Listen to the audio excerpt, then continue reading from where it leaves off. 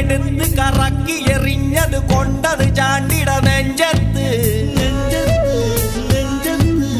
ഇത് കണ്ട് രസിക്കാനായി അയൽവാസി വർക്കിച്ചേട്ടൻ ഗമയോടെ ആ രംഗത്തെത്തി.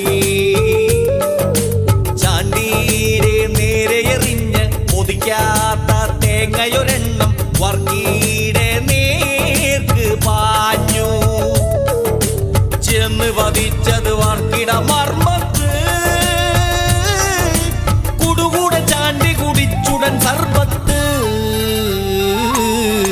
ചാണ്ടി തൊഴിച്ചത് ഭാര്യയുടെ മുതുകത്ത്. പട്ടയടിച്ചു ഇറങ്ങിയ നേരത്ത്